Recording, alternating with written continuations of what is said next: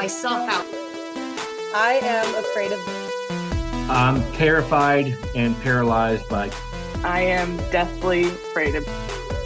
Welcome to the Sum of All Fears podcast with your host, me, Ryan Perrio.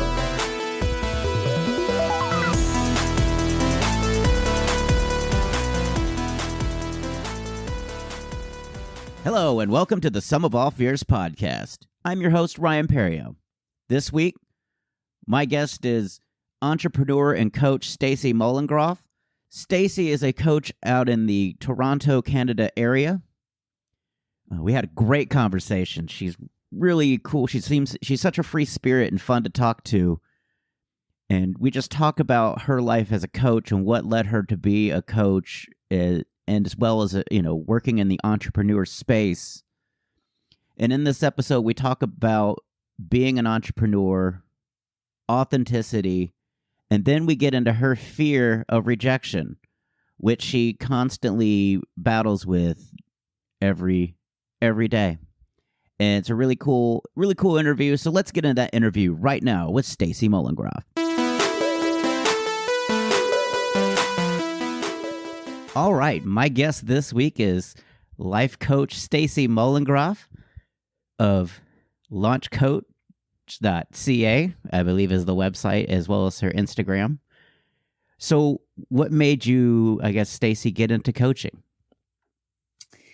That's a great question, Ryan, and thank you for having me here as well, and being able to speak with your audience. That's always a privilege.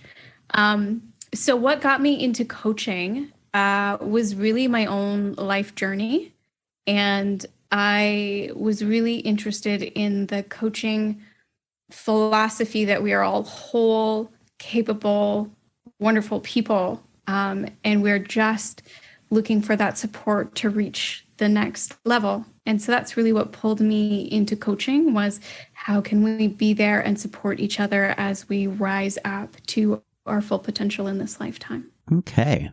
And that's awesome that you want to share that, because some people, they just kind of make their own discoveries, but to have the passion to want to share that and help others kind of reach that same potential. Did you see someone in your journey that kind of inspired you because you reached out maybe and helped them unexpectedly and had great results?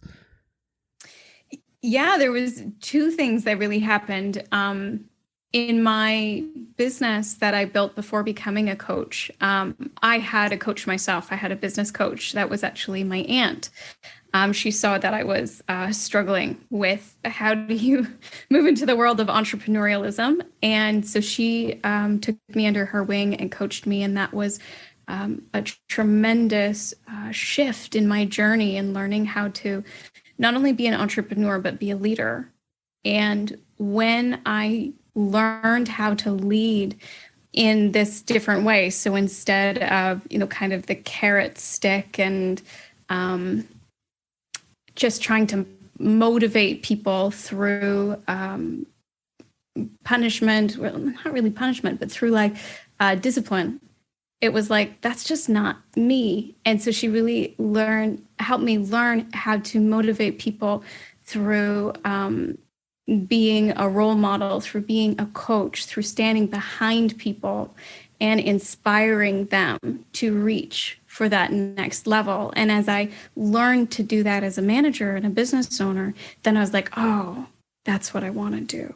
I want to go out and help people become what they're capable of becoming.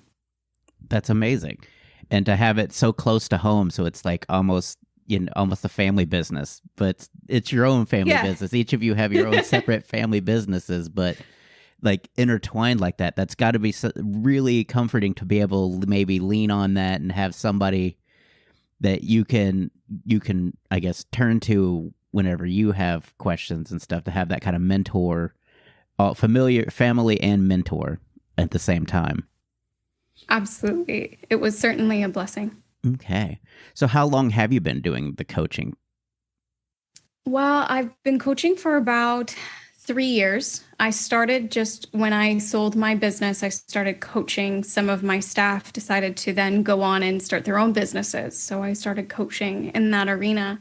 And as often happens with becoming a coach journey, you journey through a lot of different niches and ideas of where you want to land. So it's been in this last year that I've landed in Chutzpah, what I call Chutzpah coaching. And that is helping entrepreneurs, specifically coaches and speakers who are creating a personal brand, to find the authentic confidence that they need to be able to dare go out and change the status quo and do what they were put on this earth to do through business. That's interesting. That's amazing. I like it.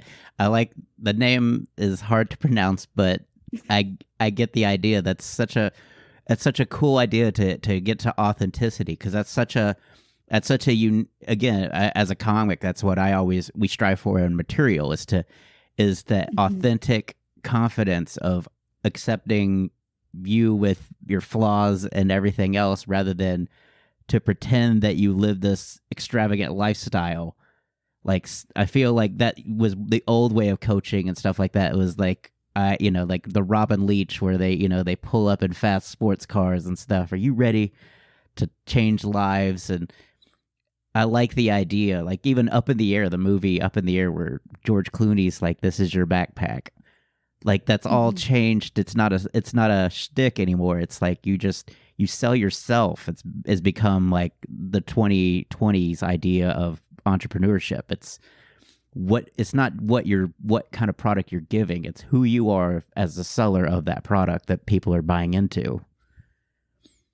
Absolutely. And I love how you linked it to being a comedian, because it is so much of the authentic performer mentality. And it's being able to show who you are and stand in that and let your presence be an example of the transformation that you create through your coaching. Much like, comedy, I would imagine, is an example, maybe somewhat amplified, of your personality and who you are, and your own sense of humor. Yes.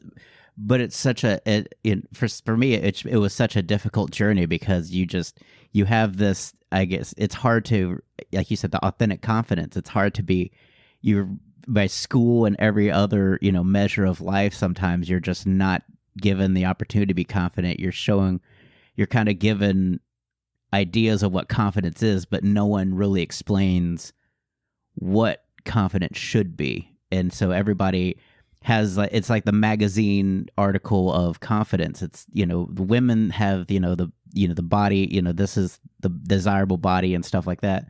I think men have the mental of confidence. That's their bikini thing. It's for women, it's all appearance based. For men, it's all like attitude. And so you have all these men's magazines of macho, and that's confident. Confidence is machismo and everything else that maybe you don't have, that you just have this personality that you can say what you want and nobody's going to question you. It's such a unique, it's such something that everybody tries to build towards, that maybe is unattainable for them because it's not who they are.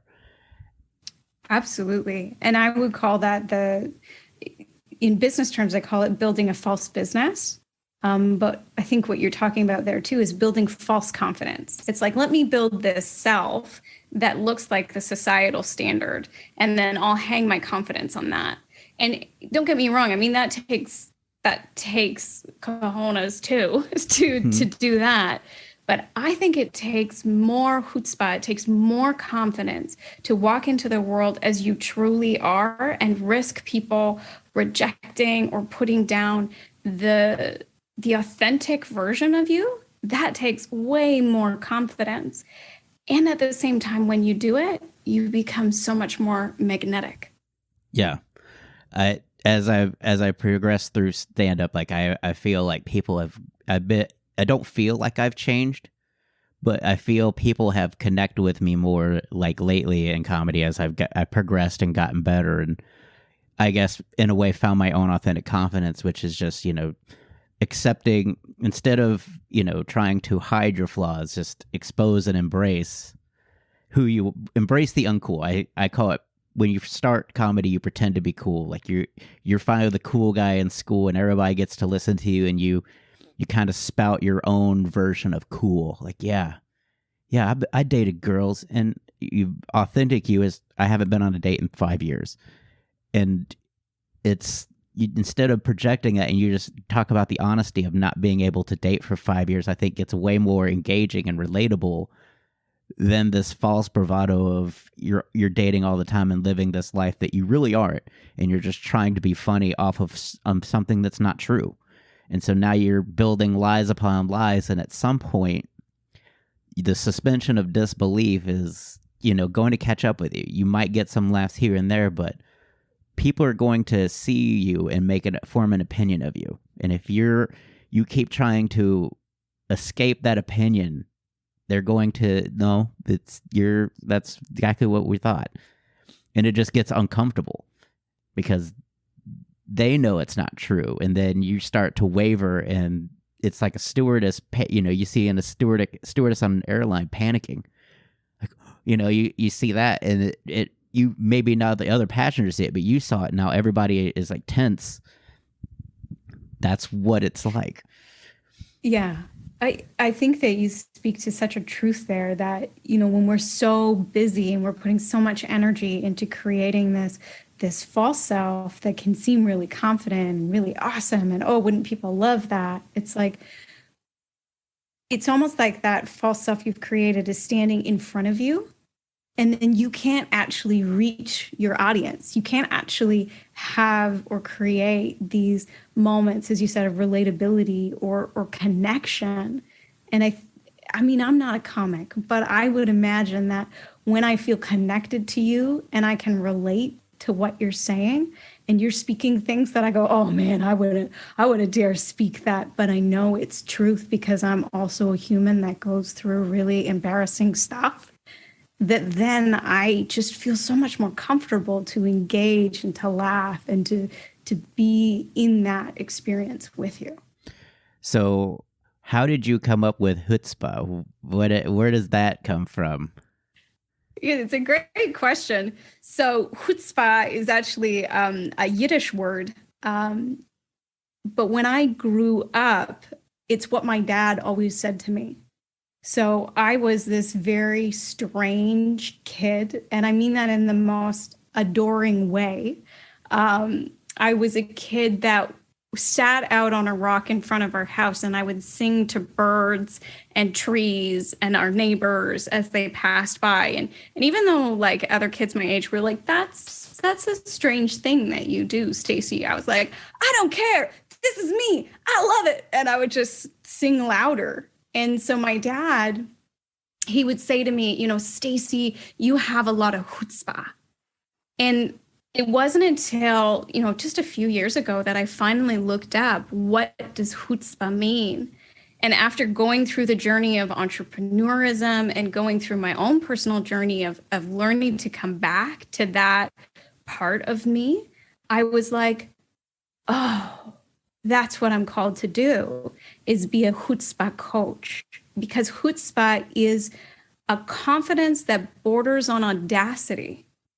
And I take that to mean a confidence that is so strong, you dare to do what other people won't, in service of your values and your vision of the world. That's so amazing. I totally am on board with that. That's such a cool story, and it's like it makes it better because it's a personal, like it ties to a personal story for you. Is that don't be afraid to be that girl that life may tell you don't do this because it's not society's norms. Like that you just embrace your oddities and I forget the word I was gonna even say. Man, I had a good word and it was like, but it's just embrace it might come back. Yeah, embrace the awkward. I mean, it's not, everybody has their, things they're trying to hide. And that's where bullying comes from, is those people have something to hide, and they just, before they can be found out. They attack whatever your oddity is so that the attention's on you. Mm-hmm. So how do you help? What's your best way of helping people, I guess, find their chutzpah? Well, that's a great question. So part of what I do when I work with entrepreneurs is I use a model I created called the Inner Board of Directors. And it's just 12 archetypes of the different parts of us that show up in business. So for example, the receiver, the follower, the believer, the entrepreneur. And what we do is we look at, where are you feeling stuck in business? And we tap into the parts that they just intuitively feel are blocking them from creating the results that they want to create.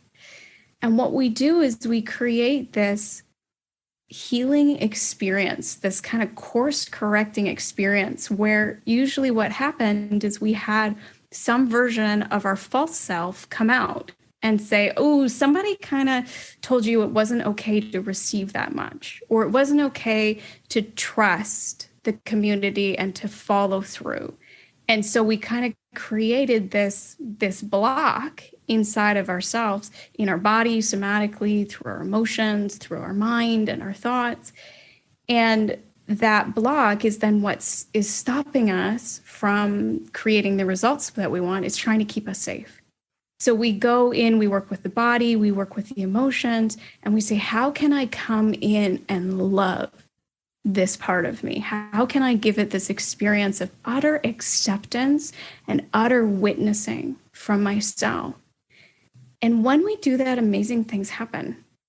That part goes, oh, you don't need me to protect you anymore. And it starts to soften. And I start to see in the session the body language, the tone of voice, the mannerisms of the client actually shifting as they come back to more of their authentic self. And then we make these purposeful choices of, how are you going to then bring that into your business? How are you going to show more of your authenticity to your audience? How are you going to take bold action that is audacious in the service of what your authentic self is craving to create? That's fantastic. So I'm curious, what was your business before you decided to go into coaching? What was the business that you kind of you stepped away from? Yeah, it was well, it's related in that it's still psychology, but it was very different. My business was dog training. And so I worked with dogs. I guess maybe I worked with dogs on their authentic selves, allowing them to work through reactivity and anxieties and worries. But what I really learned in that business was how impactful it is to be a mentor and a coach to people around you. And I saw that as I tried to step into that role and I give space for my staff to become more of who they were meant to be, that amazing things happened. Many of them went on to start their own businesses or to be leaders in other businesses, because I think a lot of them had found that permission to be the strong, powerful, assertive. Most of my staff, actually all my staff were women, that they authentically were. Yeah, and it's something that I feel, is also something that, when in a business, when you feel like it maybe is a male dominated society, it's hard to hang on to your authentic self too, because you feel like, I've got to be tough, I've got to be I got to be strong, I've got to be, almost, I can't let, my sensitivities or, if you're a sweet person, I think, like, I got to be tougher. Like, I can't let these guys push me around. I feel that becomes a huge stereotype in people that are starting entrepreneurs, especially, like, I guess, in female or, LGBTQ or anything that isn't, jumping into a male dominated, I would say, I guess mindset is that's how it feels anyways. Like, every business is, you see the entrepreneurs like, yeah, I've got it, I'm in charge, I'm the boss. Yeah. And I think it's a struggle for men too, because it's the narrative, right? Like, and maybe it's hard for them because there is that expectation. You are a male, that you should show up like that. And there's certainly an expectation for women too. Oh, you can't show up soft and kind and flexible. And that's certainly when I started my journey as an entrepreneur and as a boss, where I started, oh, I can't talk to my staff about their emotions. Oh, I have to hold all the boundaries. Oh, there has to be consequences when they don't show up on time. And I was like, I'm freaking exhausted. Trying to show up that way. And so when I learned to trust in them and to be open to what was happening for them and what did they need, and how could I support them, but more importantly, what did they need to be able to support themselves? So the model shifted into, how do you empower people to reach? And my job was just to say, here's the next rung. Right? Like, you want the raise, you want the increased responsibility. Here's the next rung. What do you need from me to support you to get there? What do you need from yourself to get there? And then just to be there, like, yeah, you got it. Oh yeah, you fell down? That's okay. You got it. Like, let's keep going. And at the same time, I say that with that very like, let's go. But at the same time, like, you fell down, man, that sucks. Let's be here. Like, let's hold space for that. And I think that business really taught me how to trust in the insane power and ability that people innately have when we get out of their way as bosses and let them rise up. So are you a parent, or? I am not a parent. I am a pet parent. So I'm a fur mama. And we try and use that same model with her. But I do think that in any leader-follower relationship, there is somewhat of the dynamic of being that parenting figure that can empower and support growth. Yeah. That's awesome. I didn't know if you were a parent or not, because I was like, well, that would really gets put to the test with children and stuff like that. But I mean, it's such something I feel that you could almost do a parental coaching, like almost to help empower, parents empower their kids to, kind of transition that coaching to, hey, you got, like, when they get to a certain age, like preteens and stuff like that, to kind of coach them on society and things like that, to kind of be that positive instead of maybe having friction and things like that would be such a, helping them find what they're good at such a young age. Because I feel, as somebody that's 45, it's like, find what you love as soon as you possibly can is basically how I've kind of gone through life. It's like, it may not pay the best, it may not be, may not be a millionaire, but you will come home, you won't have a burden, you won't have to clock out, take a few deep breaths, and just drive home and try to deprogram it to get home, cook dinner or whatever. You're just kind of, you're just there, you're just in the moment, you're doing what you want to do, and now you're taking time out of doing that to hang out and be relaxed. Yeah. Is that permission to be the authentic self in our career, right? And in our hobbies. And yeah, absolutely. It speaks to parenting.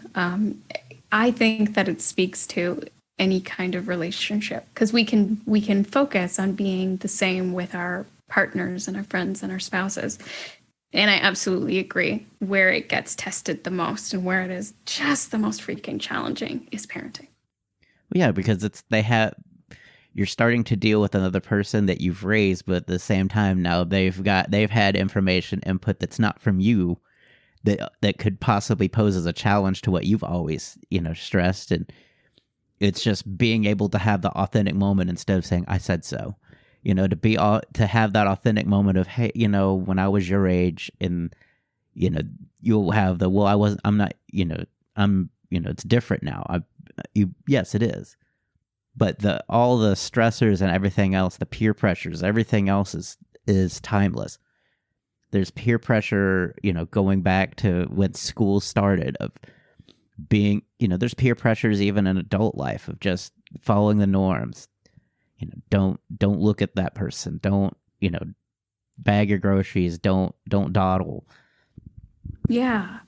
And I mean, we're surrounded by those pressures all the time. And I think that's normal. That's part of growing up. We're all going to go through that. I mean, I am 100% going to misquote her, but Brené Brown says something along the lines of, if we had a perfect childhood, what on earth would we do in adulthood? Like, adulthood is about the process of coming back to authenticity. But those peer pressures, those societal pressures, those little moments where we tell each other, "Oof, are you really wearing that?" Like, those are the moments that the false self is created. And what an amazing opportunity as leaders, as performers, as coaches, as anybody in the public eye, or anybody that's interacting, even as husbands and wives and friends, to be able to validate the authentic expression of one another. Yeah. And to encourage that. So to encourage, well, we're going to discuss your fear now at this point, but you have a good fear that you challenge on a daily basis. I kind of like that your fear is something that you have to kind of face on a daily basis. So go ahead and tell the listeners here what you're afraid of. Yeah. So, like most people in the world, one of my deep fears is the fear of rejection. It's that fear of being ostracized, of being thrown out into the corners of society, and shamed and blamed. And that is one that I recognize is so integral to the entrepreneurial journey. And so I've begun to challenge it. That's amazing. So do you have like an early memory of rejection that kind of shaped you? Like, do you have one of those, like, because I feel everybody that's been rejected just has one that kind of just every time it comes up, that's the voice they hear. Yeah. I think for me, it was sometime in high school where that peer pressure gets bigger. Because up till that point, I was like, I'm weird and proud of it. I love it. Like, this is who I am and you can't stop me. And something to do with the teenage hormones and the pressure of high school, where there's that, like, what group do you fit into and how do you show up that you're not going to be the one picked on and bullied? I think that really solidified for me this kind of tightening up and, okay, maybe it's time to set that child self down and in the teenage mind, be the adult now, be the one that's like looks and acts and behaves more like everybody else around me. Yeah. And that's, to me, is always a crucial time. And it's one of those things where you spend 12 years with a company and there's no HR is basically how I could equate school. It's your... That's such a good way to put it. Because very few people, you go through this whole like situation with people, and it's hard because you don't realize there's so much more to the world out there, and that is your world, this one building with 300 people in it. And you've got to somehow navigate it to where you don't feel you're stressed and freaked out because 300 people have heard, potentially 300 people have heard something about you, and you don't know how they're going, how it's going to be handled, or you're just mortified. You just live in fear that something's going to be said about you, and it's just going to be their label for the rest of your life. And it's hard to explain to people that they're just a small fraction of your life, but unfortunately, because it's such a formative time for you, it's just, you can't, you don't escape it, because it's branded on you as a child or young adult until you kind of, accept, you get to your authentic self again, you find authenticity. Yeah. Yeah. I mean, when we're in that teenage years, we're going through the process of finding our identity. And there is that pressure that, that comes from that evolutionary place of don't be the one that's kicked out of the tribe. Like, don't be the one that's kicked out of the community. And so when we're trying to form our identity, but we're also trying not to get kicked out, it's sort of inevitable that most of us will choose an identity or fuse with an identity that isn't 100% authentically ourselves. And I think that adulting process is finding the courage, especially when we want to go out and create personal brands or be performers or be coaches, is to come back to who we truly are and have a lot of acceptance for that. Absolutely. And that's one thing, like, I tell people is just like, it's a slippery slope, because you'll like something and another kid will say, I don't like say you watch like a cartoon. I don't like that cartoon. That's where it starts, is they want you to fit in with them. You'll say you don't like that cartoon either, even though you do. And so now that part of you is taken away. Like, they've chipped that part of your authentic self away that is a fan of that. And then it just gets bigger and bigger. Well, I don't like this person. Then it becomes, I don't like that person because they do this. And so now you make the choice to go along with the tribe and say, yeah, you're right, she's dumb. And she could be someone you grew up with as a little kid, and you know them and stuff. That's every teenage drama, is that somebody knows the kid that's getting picked on, and they just kind of go with the cool kids. And yeah, you're right. And just, there's a lot there. There's a lot of, I guess, messages that are sent at such a formative time that you have to undo it I just wish there was a way to kind of protect against that. Unfortunately, it's hard because everybody, like you said, it's one group of people all going on the one social, all climbing on the same social ladder. Mm-hmm. Mm-hmm. Yeah, I mean, it is so hard, because why do we do that? Why do we go along with what everybody else does? Well, we're trying to keep ourselves safe. On some level, we sense, if I don't go along with it, I'm going to be the one that's rejected. So although we can say, I wish we didn't do that, we can also hold compassion for ourselves of going, it makes sense that we did that. We were trying to protect ourselves.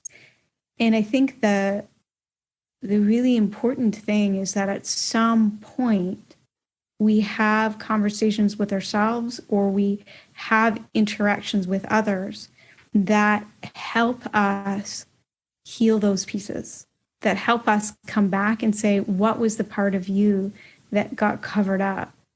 And how do you bring that part back out? Because then in adulthood, when someone says to us, I don't like that. That person, they're awful. When we've done that work and we've gone, I've already healed that part of me that I had to close off because of that, we have the confidence and the authenticity to say, I appreciate that's your point of view, but I don't agree. Mm-hmm. And we can stand up and hold our ground. I just wish there was like a high school for things that you would, or school where they would divvy it up by passions. That way you would have a high school of like-minded people, and see, and just curiously, society-wise, how that society would work out is if you put athletic people in an athletic high school. You put people that want to do drama, music, and stuff like that in another school where it's just almost exclusively drama, or just basically made it to where it didn't seem like this was, athletics is always the most important. It's not. And, just to give other things that kids do and just as much importance as people do, like football and baseball here in Texas, I think would just do wonders. Because I feel like everybody wants to try out for the cheerleaders, everything jock-oriented dance and things like that. And it may not be their passion, but because that's the popular thing to be in. Right. So just imagine for a moment if our teachers, our politicians, our business owners, our leaders, our parents all had the opportunity to return to their authentic selves and to heal the wounds that created their false selves. How would it look then when they're interacting with kids that are feeling that pull to do the popular thing? Would they be more able to stand up and say, follow your heart? What you're interested in is important. I see and validate exactly who you are and who you want to be. And that's the world that I want to slowly start creating. And I think it starts with the performers and the coaches and the public speakers and the people that live on the fringes of popular media to start saying it's time for us to allow authenticity and to celebrate the uniqueness of every person, because that's how we create a beautiful tapestry of society. Yeah. And I think we're getting there. Like it's come a long way. Like it'll never be as fast as people want it to be, but I see the progression. I see like the Montessori school system and things like that, where things are just not as cut and dry as it used to be when I was a kid.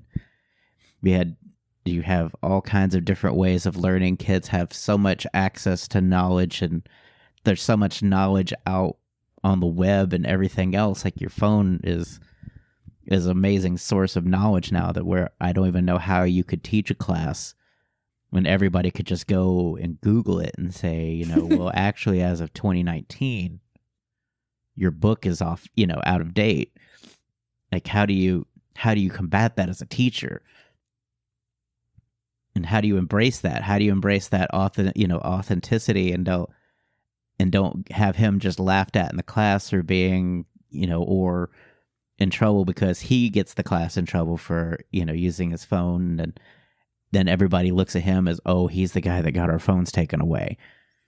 Right. It's a cosmic shift to move towards this place of not only being authentic within ourselves and in our own expression, but making space for the authenticity of others, and finding how do we as a society balance giving that space while still holding structure that allows everybody to stay safe.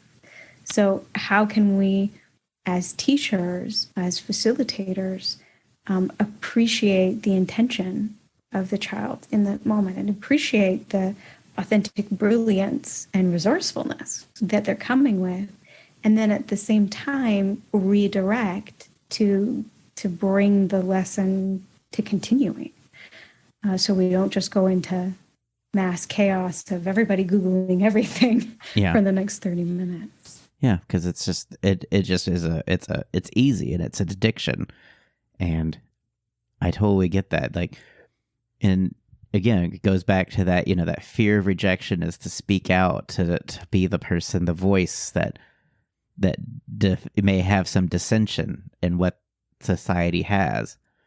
And so as a coach, like how do you approach somebody with that fear of possibly them saying, I don't feel, or they'll have a skeptical view maybe of coaching in general. Like how do you, I guess, prepare for that when you go to pitch a new entrepreneur on what your services can bring? Yeah. So I think there was two pieces in there, so I'll answer both. So the second one was, how do I deal with it? And the first one was, how do I coach someone with it? So my coaching process is a lot about the experiences that we've had out in the world. Usually we internalize them in some way or another. So with a client, it's about, okay, there's this fear of rejection. Where do you feel that rejection within you? And then how can you bring that sense of self to bring acceptance and witnessing and compassion to that part that's feeling the need to reject or that's feeling rejected? So what we're trying to do is create an internal experience that creates this safety within ourselves. And it's not about then when we go out into the world, no one's going to reject us. No one's going to say no. No one's going to call us a mean name. No one's going to troll us on social media. All of that's probably going to happen, especially if you're standing up for something that's on the edge of what society is accepting right now. But the point is that if you can love and care for yourself through that process, you have a lot more resilience to keep going. So that's how I work with clients. In terms of with myself, I do this work with myself. I do different challenges with myself to run these experiences through my body so I can become more familiar with the parts of me that emerge when I'm feeling rejection. How does it feel like in my body, in my emotions? What are the thoughts that come up? And I work with those parts to bring that same sense of love and care and kindness. And like a parent does with a child, if I think of all of these parts in me that are freaking out, that are going like, oh my gosh, they said no, they don't like coaching, they hate everything you're doing. Like there's a part of me that will say that, and I'll say, I'm here, I'm listening. I see you're freaking out. Do you need some deep breaths? Do we need to just stretch? And then I'll tell that part, I appreciate you. And it's really important that we do this. This is the work that we're being called to do. So I'm going to keep going. And you can freak out again, and I'll be here. But I'm going to keep going. And the way that I did this process most recently, to really run the fear of rejection through my body, is I spent 5 days going out into my community, approaching random people with a mask on during COVID, which people just generally don't like talking to you during COVID, and asking if I could sing a song, and then singing for them, and just feeling that fear of like, they're going to say no, and facing the fear when they did say no, and when I got funny looks, and being there with myself through that process, instead of just trying to hammer through, like being with myself and building up my capacity to do that. So on the last day, I asked people to be on camera with me as I sang them a song. That's awesome. So when you say be with yourself, like what does that entail? Just introspection? Is that just... Yeah, it's introspection. So when I think of what I'll call the old model of confidence, it was like, fake it till you make it. Keep telling yourself you can do it. Don't tune into the emotions, just flow through. And there's important aspects in that, right? But I like to think of that as like one leg of the table. And there's 3 other legs. It's also really important to attune and notice the emotions that are coming up, and to say, okay, I'm feeling freaked out. Oh, I'm feeling emotional. I'm feeling scared. And to notice what's happening in the body. Okay, my stomach is turning. I feel like I'm going to throw up. I feel my hands shaking. And to notice the thoughts. But to do all of that sort of like the parent watching the child have those experiences, so that it's like, there's that little degree of separation. This is an experience I'm going through as a human. And like a wave, it's going to come up and it's going to go back down. And instead of trying to make that experience go away and be like, I'm just going to do it, fake it till I make it, da, da, da, da, da. It's like giving space for it to be there and appreciating it. I appreciate that you're coming up and you're trying to keep me safe. While at the same time, not letting it stop you from taking action. Absolutely. That's fantastic. It's something I did with comedy, or similar, is I had a lot of stage fright. And so what I would do, and it's just an educational tool, is I record my set and then I'd watch it, because you have the unique perspective of being in the moment inside, and then being able to see what you look like outside. Yeah. And it's such a mind-blowing like thing. It's hard to do. Like emotionally, it's hard to just sit there and watch yourself, because that's how I sound, that's what I look like. Mm-hmm. All these different things kind of are now presented to you, because you can't see yourself through other people's eyes. You can only see out to what you're doing. Mm-hmm. And just seeing the nervous tics and what it looks like when you're nervous, and seeing the uncomfortable, what you look like when you're rattled and uncomfortable. It's such an eye-opening, I guess, venture into them be okay with it, or to say, okay, try to go through where that came from. Why did we feel uncomfortable? What can we do? It's such an amazing feeling. Like it's hard work. Like it's probably the hardest part of comedy. It's just is being able to be introspective and not just be, I guess, beholden to your ego that everything's great. Like you said, fake it till you make it. Oh, I did well. The crowd just wasn't feeling me. It wasn't. There's maybe part of that, but there's also, what could you have done? What can you do better? Even if the crowd was terrible, there's things you could still do to get better. It's not just that crowd. Mm-hmm. Yeah, I think, first of all, it's amazing that you do that, and I would guess that has really supported you in becoming a better comic. And there's two things that really stood out there for me as you're sharing that. One is that when you were watching it back, you said to be okay with it.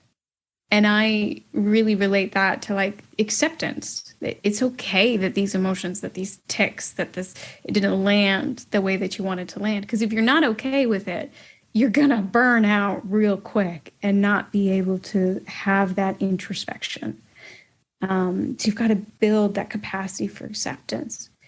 And the other one that you said was to have that curiosity and commitment. What can I do to support myself? What can I do? What might I need in that moment when I'm feeling nervous? Do I need to just take more of a breath? Do I need to look at the person in the audience that I know is going to laugh at this joke or that is already smiling to give me that sense of safety or connection, so that you can do it instead of just faking it till you make it, or berating yourself in the process. Yeah, I did do a lot of berating early on. I will be honest. Like, yep. But I just think that it's like you said, singing to people and just doing things that are unconventional, I think help you, I guess, deal with your flaws, and just like comedy, being able to voice things that happened, embarrassing moments that happened in your lifetime, and things that maybe, in a normal, level of yourself, you would be like, I'll never talk about this again. Well, you have those moments where you look at your friends like, well, let's never speak of this again. Like those, those situations, but to be able to bring those up and to just be honest instead of trying to look like the hero in that situation or the victim, to just honestly, say this is what happened, and let other people be like, yeah, I've been there. I've been with a group of friends that got into trouble, and things like that, and I've been the snitch, or I've been the person that's been snitched on, and it's such a great feeling, and it's hard to get new people to kind of buy in, because it's one of those things where I just want it to work, and it's like, but you have to put in, you have to be the work. Like when I help comics, I tell them, I can tell you things that will happen, but I can't tell you how to fix them, because everybody fixes them differently. And if you do it my way, then you're just doing what I want you to do versus what you should do for yourself. It's powerful that you do that. That you give people that space, as we're talking about, for them to find their authentic way. And I'm with you too, that I think so many people don't do it, myself included. The first day I went out and I said, I'm going to, I was very optimistic. I was like, I'm going to be able to go out, ask people to be on video with me, and I'm just going to sing them a song. It's not going to be a thing. And I bombed completely. I couldn't even approach a single person that first day. And so I was like, I could just not tell anybody that this happened. But I was like, this is a really important moment. So I put it out to my audience. And then I said, okay, I'm going to build up to that point again over 5 days. I'm going to build my nervous system's capacity to do this. And I let them witness the whole process. And what I learned is that, yeah, the fear and the judgment and the intensity of the emotion that comes up when you start, it's big. But the joy and the connection and the aliveness that you feel when you move to the other side is even bigger. And if we could find a way for more people to realize that it's like going through the fear and the worries is how you get to the joy and aliveness, I think we'd have a very different world. Mm-hmm. So do you feel like you've like you don't I don't think you ever conquer fears, but do you think that you have a good handle on rejection, that like you can kind of, I guess, have a little bit like, chances are this is not, but it's okay. Like you've already have that, I guess, affirmation that it's okay if they say no. It's not your fault that they say no, because I think a lot of times too, rejection is it's such a personal thing to us, but it may not be personal to the person that's rejecting you. Like you have a very limited scope of maybe just the moment you pitch to somebody because you don't know them and there's somebody that's either been referred to you or they're just inquiring about coaching. And so you've only got like a 3 or 4 minute snippet of their life. And so sometimes people think that they just immediately think, oh, they just don't like me. There's what did I do that was, that obviously put them off? It's something I did. And sometimes it's just not even that. It's just they've had a busy day and you're just caught them at a time where they just don't have the capacity to listen and to really think about it. And they just are like, maybe later, and they're gone. Yeah.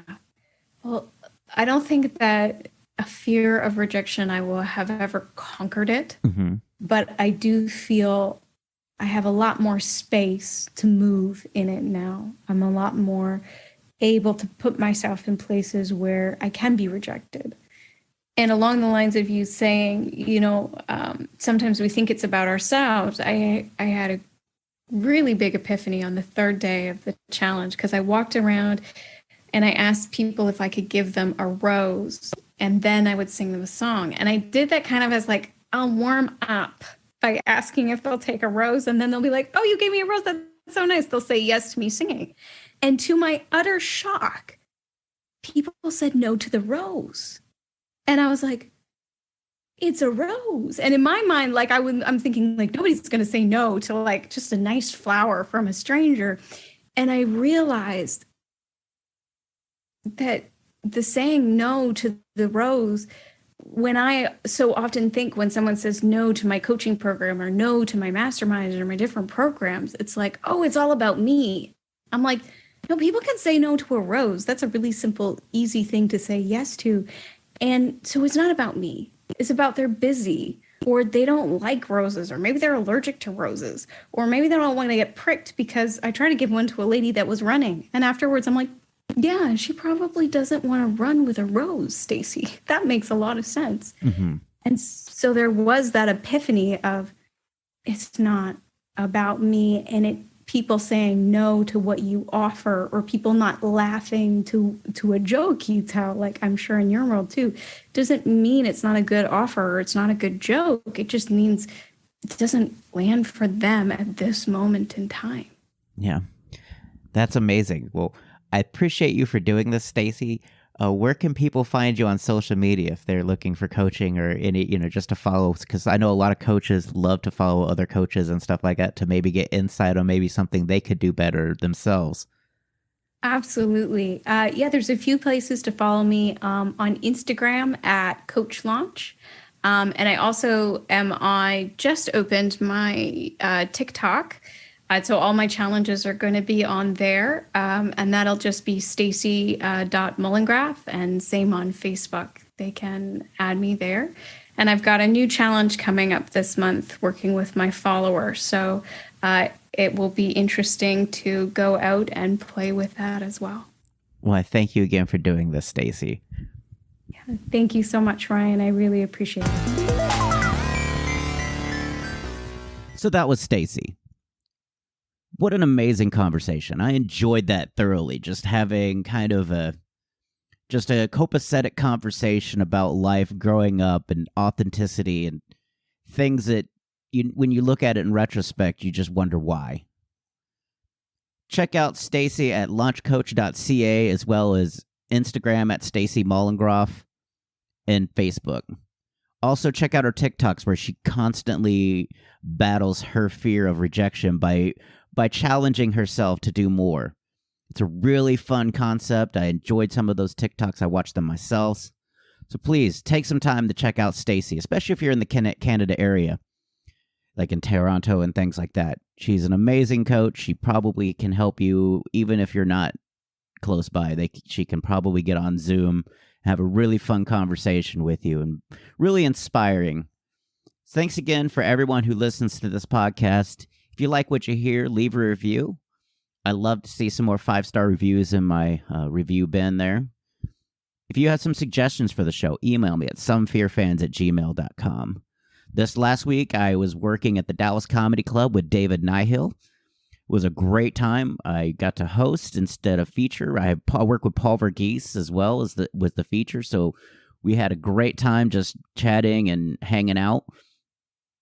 It was a great learning experience. I'm going to try some things on Instagram that David suggested to us. Can't wait to do that. I'll be hurriedly doing that this coming week, as I will be doing a podcast interview later this evening with a gentleman regarding ADD. It should be a real fun conversation there too. I'm excited for that. If you want to be a guest on the show, shoot me an email at somefearfans@gmail.com and we can work it out. I also get on Facebook and Instagram sometimes and look for people to interview. So if you're interested in that, send me a line. Let's do it.